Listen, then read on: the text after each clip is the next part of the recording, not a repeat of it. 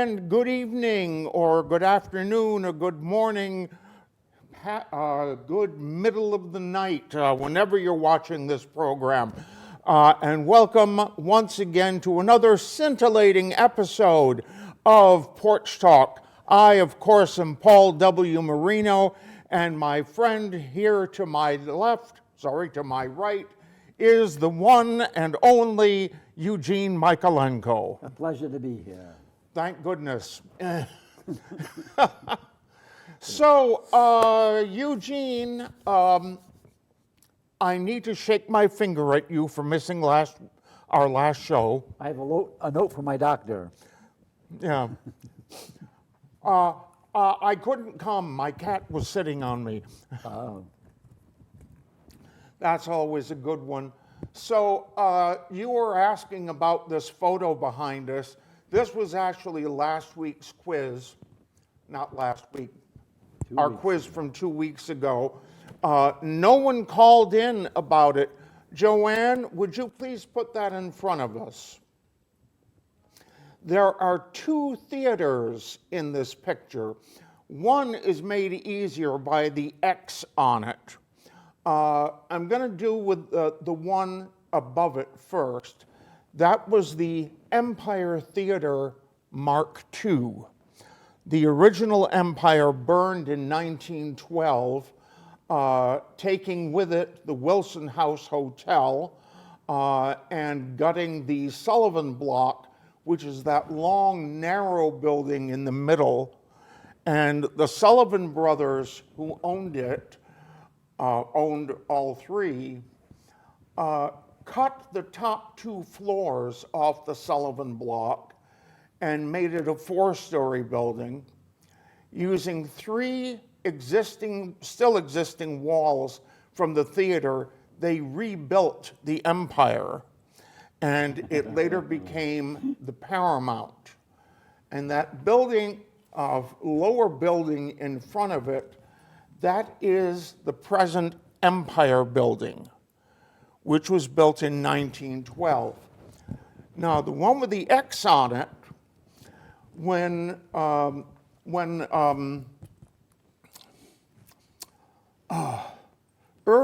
so-called urban renewal reared its ugly head in the 70s, my father pointed that building out and called it the Spite Theater. He said that two people wanted the same piece of land, and one of them built a theater shell on it to spite the other. Neat story, but completely misremembered. That was built in the 1920s by the Sullivan brothers, who had their fingers in every theatrical pie in North Adams. If they didn't own it, they controlled it. And they built that theater, which they called the Capitol, as a threat to anyone who might try to build another theater in North Adams. And there was actually a Mr. Mossert who came up from Pittsfield and wanted to build a theater on State Street that he would call the Mohawk. And it was never built. They never even broke the ground for it. And that's because of the Capitol Theater. It had a full stage with dressing rooms. They had curtains ordered, seats ordered, a movie screen, and the projectors ordered. They had plans for a grand entryway through buildings they already owned on Main Street. But it was never completed. It spent its entire existence as headquarters for their, and later their sisters' real estate empire. And it came down with everything else that came down that year. How theatrical. Yes. Would help if I had my glasses today. So, Joanne, you can put that behind us again, please. Thank you very much. There we are. Did you miss us? It's your own fault for not going to target practice.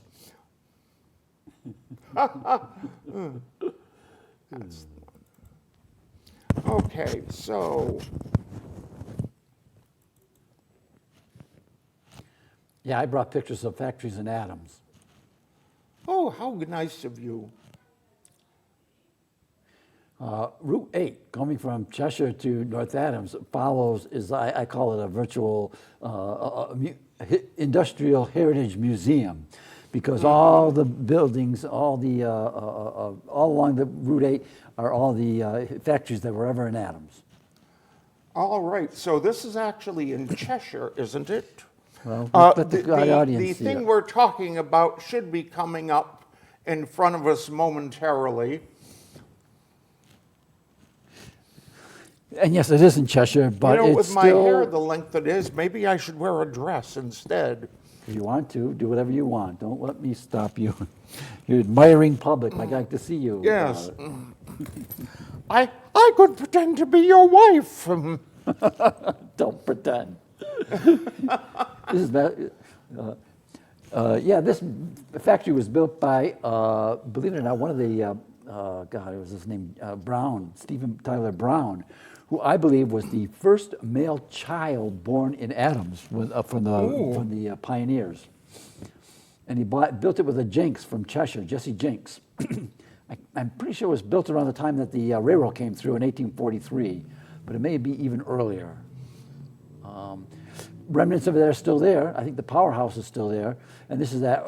You're right. It's in Cheshire, but its water comes from Adams, and it's sort of just over the border in Cheshire. Now, wait a minute. Its water comes from Adams. Oh, that's true. You're right. Its water does come from Cheshire, but it's Yes. actually before it used to come from the Bassett Reservoir, and now I think probably it came from the springs, which is definitely Cheshire water. Yes, very good point. So this lasted for about, till about the the Berkshire Screw Manufacturing Company was there up until like the 1970s. And they're now called Berkmatics. They're in North Adams. They were here, and they left now in North Adams up over on Demon Avenue, I believe they are. I love that tower. You're going to see a lot of towers and factories in this collection, because I don't know why. Well, maybe they wanted them to think that they were like churches or castles. No, they actually had a bell up so the there bell to announce the start and close of the workday. When Salmon Burlingame and Artemis Crittenden built the Union factory on Union Street, that's why it was called the Union. They did not have a bell, so Burlingame used a conch shell trumpet. To tell people when to get to work? Yeah. And we still have that tucked away in the North Adams Public Library. Has anybody used it lately? No. Good to hear it. Yeah. Oh, yeah. Well, I would like to see that put out in a historical exhibit and bring it out and give it a wind. Or they could use it on the High Holy Holidays, where they blow the shofar in the temples. But I don't know if a conch is worthy. Ooh. This is farther down Route 8. The railroad tracks, as you see there, are now the Ashwautoquk Railway. You see the dam. That dam is no longer there. I think that dam was probably taken out by the 38 flood. But I always point out that these are the three vital parts of industrial villages in Adams. The dam, which gave you water supply. You see back there is a factory. That factory is gone, but if you drive down Route 8, going towards Cheshire, or coming from Cheshire, that part of Adams, you'll see the foundations of that building. And then across the street, you see all the mill housing, where the factory workers lived. And then farther up, the house closest to the far right there was the factory owner's house. And this was owned by the Arnolds. And this section of town was called Arnoldville. and a relation to somehow cousin or something to the famous Harvey Arnold here in North Adams. And the only thing that's still existing in this picture is that one building, the mill owner's house. The Tobins own it, and there's still a Tobin descendant living in there. Mrs. Marjorie Curtin, she married Jim, what's his name, Curtin, Jack Curtin, and that building is still there. And the river, of course, is still there also. I know there is a dam still on the river. Farther up, though, that powered the mill that we just saw before. Yeah, but not this one's gone. And you can see this dam isn't actually for this factory; it's for the next factory coming up. You can see there's the raceway that it's diverting the water, and there's a canal that shoots off of this. All right, now where exactly is the raceway? You Might can't it be a penstock? Okay, the penstock would be the ones where the water from the dam flows into to go to the the turbines. Okay, then I'm using the wrong term.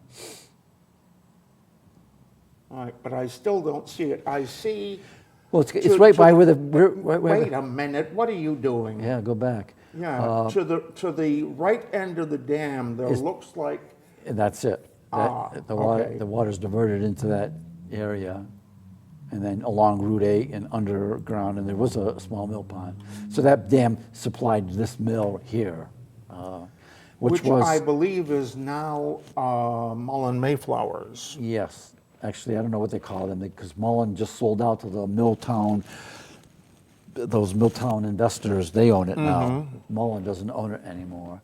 I think some of that mill housing is still there. Those two big, but they have a porch on them now. But those two buildings are there, and you see the buildings on the right. There's one of those is still left. And you see if you go by Route 8, the roof is caved in.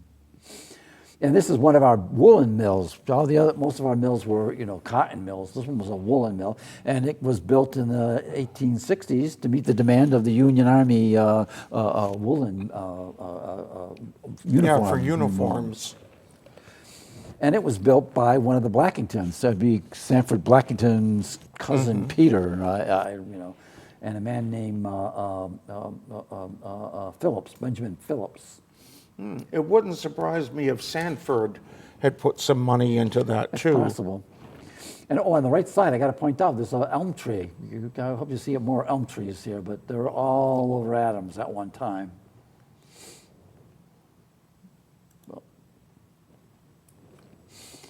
This is across the river, and this is definitely a mill that was built when the railroad came through in 1846. A couple investors came up from Stockbridge, actually from Van Duzenville, the section of Stockbridge, to build this mill because they had a railroad siding. There were, I believe, 5 mills that sprang up within a 7-year period around the time that the railroad came here. And this was wood, a wooden mill. It wasn't even, not brick or anything. And it's still standing. It's barely standing, but it's still there off of Route 8, set back behind Pete's Gun Shop, if you ever, go by there. It's set back there. And this is what they called Maple Grove, this area of Adams, because at one time I'm told that there was a grove of maple trees here. And for those who are interested, if you look at the top of the tower, just under the eave, you can see a little thing sticking out, and that was a beam that stuck out, and it had a pulley hanging from it.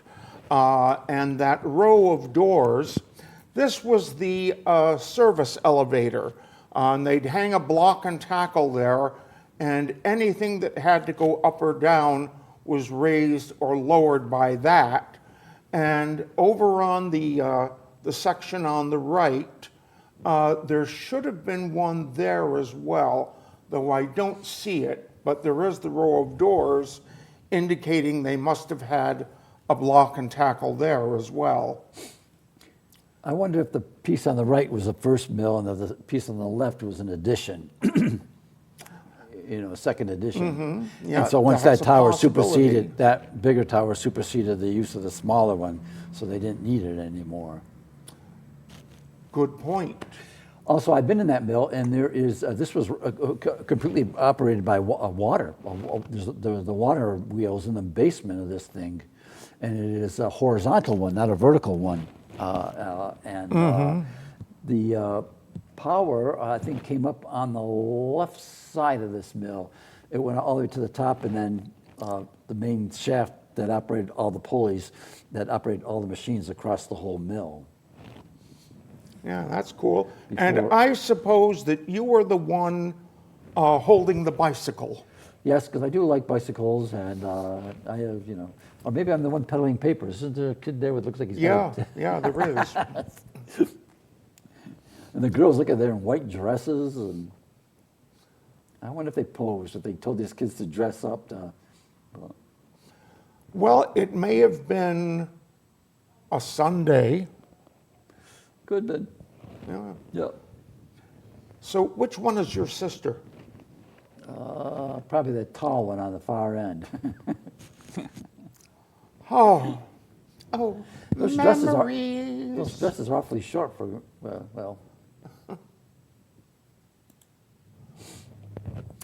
There's yet another mill, couldn't be more than 100 yards from that one we just saw, also still in Maple Grove, and this is, they call it the Old Stone Mill. I'm not sure who laid this, but it's all out of stone, dry, you know, as opposed to brick or, and I think there were like 3 or 4 buildings in Adams that were made out of stone. This one's the only one that still exists. There's 2 artists who now own this place, and they're doing lots of recycling there, and they do, she's a printmaker, and he's a bicycle maker, and he makes bicycles that he ships over to, they ship to Africa, and the Africans use them to transport water, and mechanizes them. You know, villagers who have to walk 2 miles to get water now can do it by bicycle, and the bicycles are equipped with containers to hold the water jugs. Oh, that is cool. Now, this was a sister mill to the Mullen mill that you saw earlier. It also produced wool, and there was a time where the 2 guys, Blackington and Phillips, split up, and Blackington got the brick mill, and Phillips got the stone mill. And I love those front steps. Yeah. How many factories did they bother having steps to get to the main? Well, obviously they'd have them inside, but I should have taken a picture of what it looks like now, because those steps are gone, and that tower is the, you know, the what we call the hoist thing, where there's a beam that sticks out of it, and it would have been where they would access the heavy equipment and bales and whatever to hoist it up to the third floor. You know what might be interesting is if you talked with them and arranged a demonstration of a block and tackle. Oh, yeah. Actually, I have a block and tackle that I'd be willing to lend for such an exhibition. I'll look for a piano, see if you can bring a piano to the There you third go. floor. The tower, that fancy tower, was taken off, I believe, in 1950-something, when he was a government worker, and he was even in I think Franklin Delano Roosevelt's administration for a while, and he bought this place and turned it into a wallpaper printing factory. And he printed colonial era designs for all hand printed, and sold them, in posh stores in New York, and had all these people screen printing wallpaper there for up until the 80s, when it went out of business. He sold off the business. You'd think that a business like that would still be in business today. It would, we should be, but people just lost interest, I believe. He sold it off sometime in the, the 60s or 70s to a bigger wallpaper printing company. So it was one of their many mills, and then they probably just decided they didn't want to do hand-printed wallpaper anymore, which makes sense. The scum. Ooh, This is Adams South Village, cotton and, Woolen Manufacturing Company. This is our first textile mill in Adams. It was there from 1814. And Earth Adams had one as early as 1811. You see, there's that's definitely a bell tower there. It looks like a little bell in there. yes, there is. And I believe this picture was taken just before it was going to be demolished in 1888 when it was going to be replaced by the beaming room of the William C. Plunkett and Sons Manufacturing Company. And William C. Plunkett was a teacher. He grew up in Stockbridge. He was a teacher in Lanesboro. And this building was originally an ironworks. There was an iron ore, little deposit of iron ore there, and there was a small trip hammer, and it was communally owned by all the Quakers. So there was I think we find deeds records of owning 1/32 of the fire at the foundry. But he bought it. Someone turned it into a textile factory. And they all had, once again, it was equally owned by, 32 Quakers. And he came and he bought all those shares up and became the sole owner of it. And he operated it as the Adams, he turned it into the W.C. Plunkett and Sons cotton factory. Well, he was Plunkett and Wheeler. He went in business with his brother-in-law, Wheeler. And then if you look at the next slide, you'll see what it looks like now. Oh, no, it didn't. I take it back. It's yet to come. This is yet another factory that was built next to it, also on Commercial Street. This is where some people may remember when that coat place in Adams used to be there. This is where Tommy Ayotte has his construction company. This mill actually burnt down in the 1940s. The smokestack in the background, that nice little square with embellishments up at the top, that's still there. And the building on the right is still there. Kess Schwartzman has her little metal fab business there. She's an artist that creates masks, metal masks and things like that. And that's across the street from the Cumberland Farms in Adams. Just to give people an idea of where in Adams that is. I think it's the next shot. We're missing a shot? Whatever. We're missing the shot that shows the, you sure you didn't pass one? Well, no, this is number 7. This is number 6A. We're 6. Before I called up the pictures, I remember seeing one file in there that was not a JPEG. Ugh, I thought they were all JPEGs. Damn.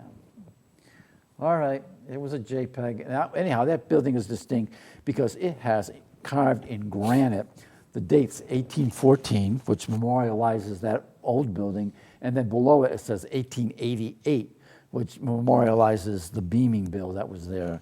The Plunketts were very good about putting dates on their buildings, and I can't believe it's a TIF. That's life.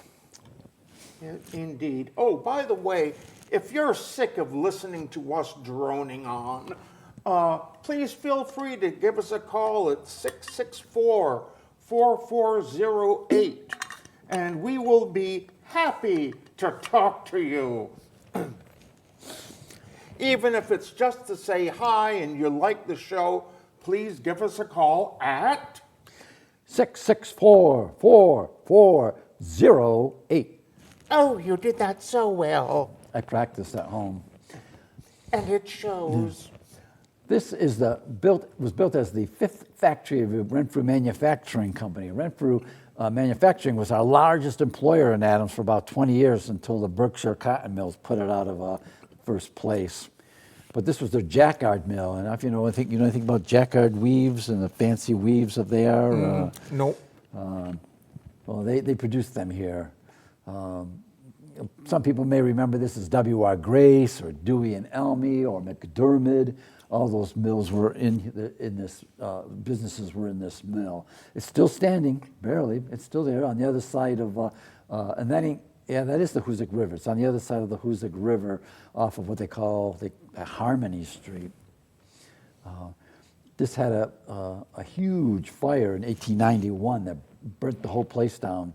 but they rebuilt it and produced jacquards up until like the 1920s when Renfrew Manufacturing Company went kaput. But Yeah, it must have just gutted the building.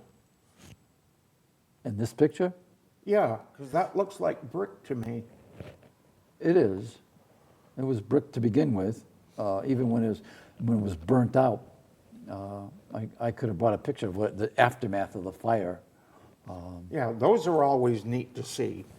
I have plenty of those of the Wilson House Hotel after the fire. I think it's that picture I have. It's still smoking because there's all this cloud in front of it, so it's still on. The other fire hadn't been put out yet. And this is L.L. Brown Paper Company. the upper mill. This isn't the lower mill. They had two mills, and this is where the mill houses are in Adams today. And this is the place where L.L. Brown had his handmade paper operation. He, at the time, back around the turn of the century, to 1907, 1900, he imported a English family, the Normans, to invade Adams and handmade paper. And he was the only paper company in the United States that was making paper out of, by hand. And there was a certain market for it. And even Mark Twain was interested in it, and Mark Twain visited Adams, and I believe he bought some of their, I was a customer of their handmade paper. Oh, cool. And there's Mount Greylock in the background. Yeah, this is an And it looks illustration. like a precursor to the ski trail is there. This must have been taken after the flood of 1901 that caused the big landslide. But there should be 3 landslides from the flood of 1901. And the mill houses aren't here. They have mill housing that used to jut out to the road. It's still there, but this picture doesn't show it. And what's the mill on the far left behind the chimney? That is, I believe L.L. Brown built it because he did not have a railroad siding. And so this building did have a railroad siding. So anything that they shipped, that shipped in or that shipped out would be carted to that building. And the trestle is still there. The side trestle is still there. On the other side of it, you can see it if you take the Ashawiltacook Trail.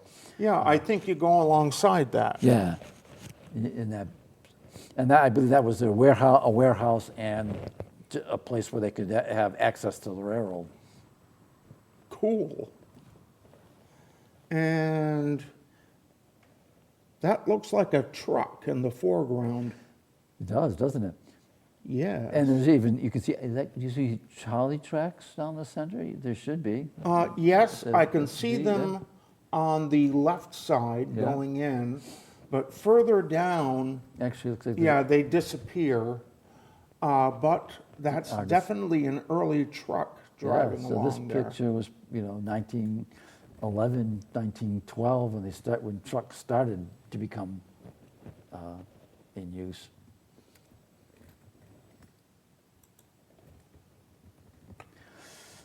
This picture would be where, the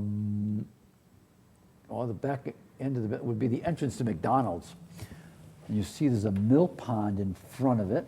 You see there's a mill pond that's crossing Commercial Street, Route 8. And this is, I think, the place where they first diverted water from the Hoosick. They put the first dam in the Hoosick, and they diverted water here into the mill pond. And was, I'm not sure what they used, but they had probably a grist mill or a sawmill before they had this, and this is the L.L. Brown main plant, and that's L.L. Brown's original mill that he built in 1849 to make paper. L.L. Brown. I think I remember that. Oh, that Becau- building?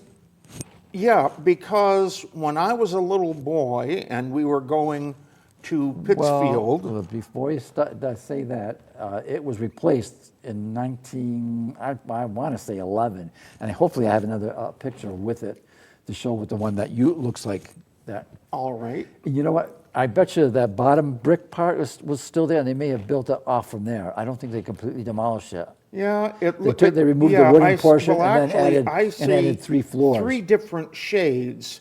So it might be stone on the bottom, brick above, and then a different kind of brick above And that. hopefully the next slide will show that addition.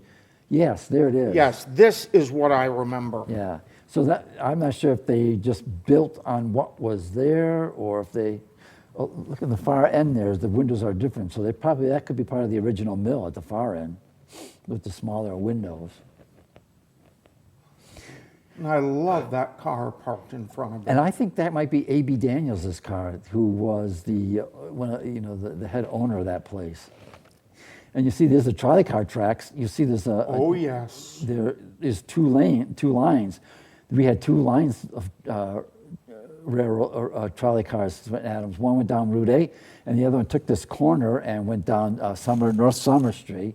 And then at the end of North Summer Street, went out into the farmland, the fields, and came out by where McCann is today. Yeah, that would have been the line my mother took when she and her friend at Plunkett Hospital went to buy a car. Oh. Yeah, they took the trolley to North Adams with the driver running after them, yelling to bring it back. Sorry, I couldn't resist that.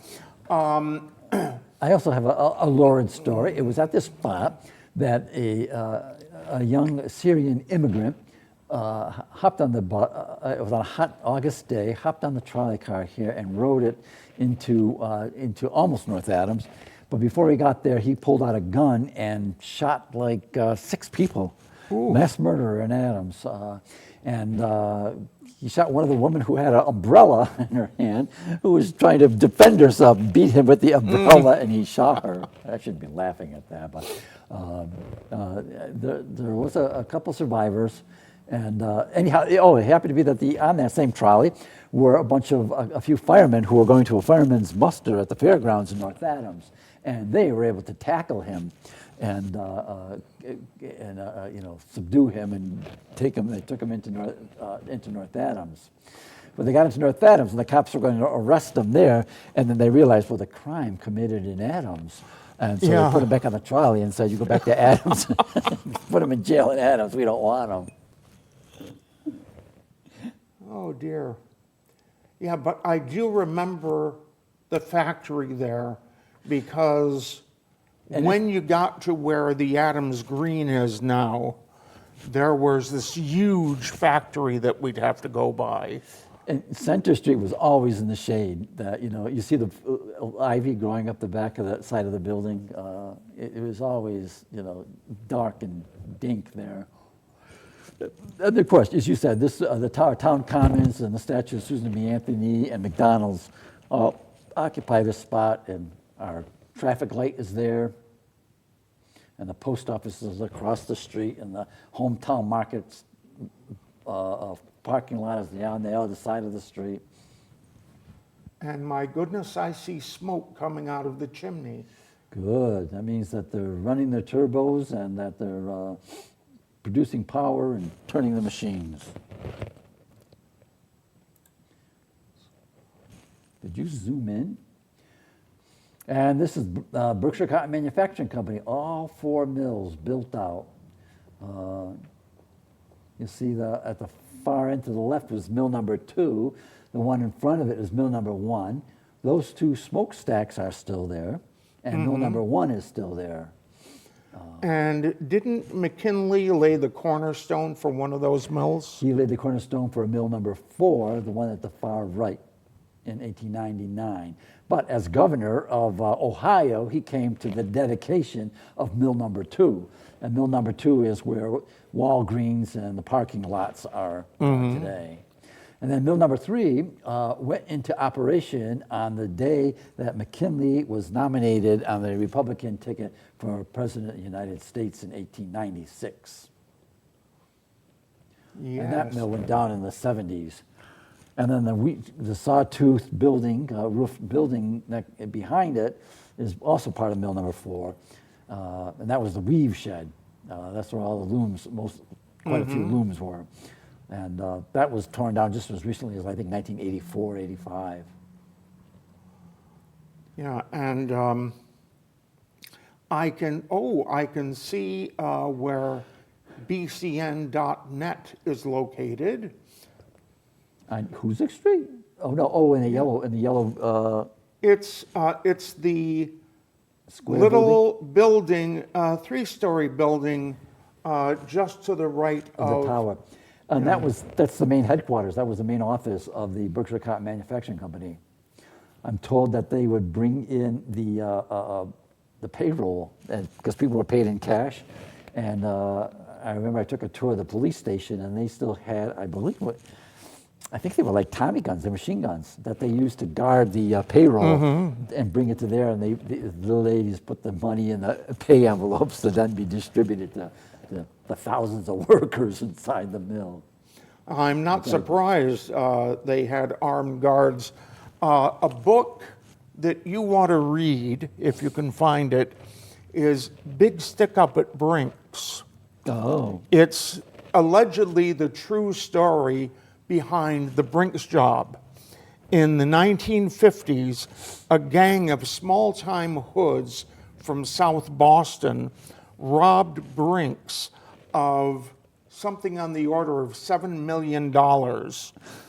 And they almost got away with it. Just before the statute of limitations was up, one of the gang let the cat out of the bag.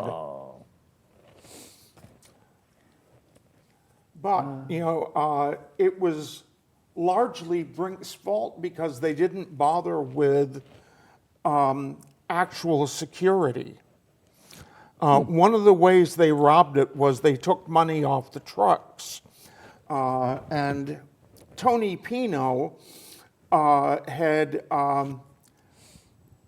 started a method of following trucks to find out where they were going, and then they'd rob the place just after the trucks left. But then he was in Southie, followed a truck on general principles that led him to the garage where all the trucks were serviced. One mechanic on duty, and he found a cabinet unlocked where all the keys were. So he came in with blocks of wax and made copies of all those keys. So now a truck pulls up across the street from a diner. The two guards in front get out, open the back and let the guard inside out, go across the street and go in a diner. They're not coming out for another half hour. And Pino and his buddies pull up. He gets out a thick ring of keys, unlocks the back. They each grab a bag full of money, close it, and off they go. Wow, geniuses. And then came the big robbery. Now, back to this photo, I can see Notre Dame. Very good. I can see St. Thomas Aquinas. St. Thomas, but I do not see St. Stan's. You can only see the bottom of it. You can't see the spires. Way at the top of the Oh, upper yes, right, yes, you yes, can see St. there it is. Stanislaus School, and next to it is a church. I cut the towers off, yeah. Yeah, gorgeous photo. And I can tell you something about the Sawtooth building as well. Of course, we used to have a Sawtooth building in North Union Adams Street. until the roof collapsed. Well, the present owner says that there were steam pipes at the bottom of each of those saw teeth. Oh. And so when it snowed, the snow melted and ran off. Oh. And So they- when the mill closed and no one was bothering to Heat the keep the building. steam on, that's what led to its collapse. This is the Broadway Mill. It actually goes back to, once again, 1846 or something like that, the era when the railroad came through. In front of it, those are not railroad tracks, those are the trolley car tracks. But some people may remember this as Adams Auto, Katz's Junkyard in Adams. It was torn down in 1960s. The Katz brothers tore it down as part of Lady Bird Johnson's Beautify America. They also had a huge junkyard there, filled with cars, and it's been replaced. It was replaced with the car wash, the first car wash, not the car wash that's there now. And they built a new place on the sort of to the south of it, to the left of this building. But this is, I think, where the first Irish immigrants worked in Adams. I forgot the name of the man who built this. It's either Pollock or Pomeroy, or it's probably Pollock. And he's the one who brought Irish workers in, and this is where the first place they worked. It's also considered as the Renfrew Mill #1 because the two brothers, the two cousins who started Renfrew Manufacturing Company, they got their start here. Their uncle was the Pollock, and this is where when the Renfrew Manufacturing Company was incorporated, this is the building they first operated out of before they built Mill #2 down the street, which you'll see later. And this is the beginning of Renfrew, the Renfrew Industrial Village. And I see the top of a ladder up on the roof, a steel ladder. I wonder if there had to have been, I bet you that was to get access to the roof. But you see, the bottom part was all that native stone, dried, and then the third floor was brick. So they added a brick third floor at some point. So it probably had 2 stories and a pitched roof until they changed it. I don't know when that smokestack came down. And this was operated off of a raceway, well, once again, a canal that ran behind it with water that they had tapped off of the Hoosick River. Part of that canal is still there. If you ever go to Angelina's submarine shop in Adams, you'll see right along the side of it is the ditch. They used to run the water that operated this mill. Oh, cool. And the mill pond was where the War Memorial Park is in this, on Route 8. And that used to all be underwater. And the road actually went around the pond, and they drained the pond, I think, just before World War I, and straightened the road and ended the water power source of this factory. Gorgeous. We have just under 10 minutes left. I think we're So if you want to give us a call, here, let's do this together. You want to give us a call. You want to give us a call. You want to give us a call at 664-4408. You now have 9 minutes to do that. This is the mill housing that was to the Broadley Mill, these 1.5-story capes. And they were just like the ones in North Adams on Houghton Street that they just tore down. Was it last year or the year before? These are the same kind of architecture and same kind of, must probably the same builder. And also this is what they used to call this Patty's Row. I didn't know this, but it's St. Patrick's Day soon. That patty is a derogatory term to Irish. Anyhow, it was originally called Pollock's Row, named after Pollock, who probably built them, but they called it Patty's Row because a lot of Irish people lived here. How much ethnic difficulty did you have in Adams? Oh, lots of it. I just ran across a story about 2 drunk Irishmen in North Adams who wanted to get back to Adams, and there was a sleigh going back with a bunch of ladies on it, and they commandeered it. So Oh dear. they beat up the driver and took over the sleigh and terrorized the poor women all the way back to Adams. When they got back to Adams, though, they were arrested and incarcerated. And then had to be sent back to North Adams on the trolley. Right. to be adjudicated. Here's Renfrew Mill #2. This was built just after the Civil War, 1867, and it became the largest employer in Adams. And this was the 2 brothers, cousins, Jimmy Chalmers and James Renfrew. And they called it Renfrew because they went and imported Scottish workers, all from Renfrewshire, the county in Scotland. This mill survived the fire of 1984 that burnt the rest of it down. And then it was neglected, and they finally tore it down in 1994. The Adams Historical Society, at their annual meeting on April 28th, I believe it is, we are going to have a speech by Sam Trudeau, who is the grandson of Sam Jones, who was the one who converted this from a cotton manufacturing company to a textile printing company, and he was related to a son-in-law to William Gallup, who ran Arnold Printworks in North Adams. And so this place was known as the Jones Division.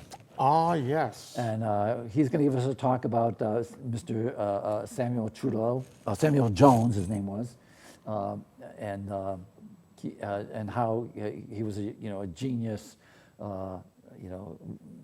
super educated, Princeton educated. He had studied in Europe and in Germany, and he spoke German, and he worked in Russia, and he came back and set up the printing company here in Adams.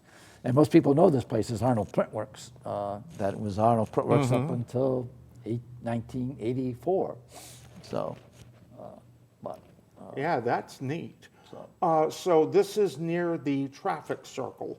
Right, but near the roundabout, the 7-Eleven, and it occupies what they're calling do they call it the Renfrew Industrial Park? Northern Berkshire Industrial Park? I forget what the name of it is, what they call it. Gorgeous building. It was, yeah. Once again, a great tower. And again, there's smoke coming out of the chimney. Well, actually, yeah, I can see it on the screen there as well. The smoke? Yeah. I grew up. It's drifting to the north. Right. Which is strange because our weather comes from the north. Well, it comes from the west. Depends on which way the wind is blowing down the valley. I remember as a child, one of my jobs was, I lived in Renfrew. I grew up down on Pine Street.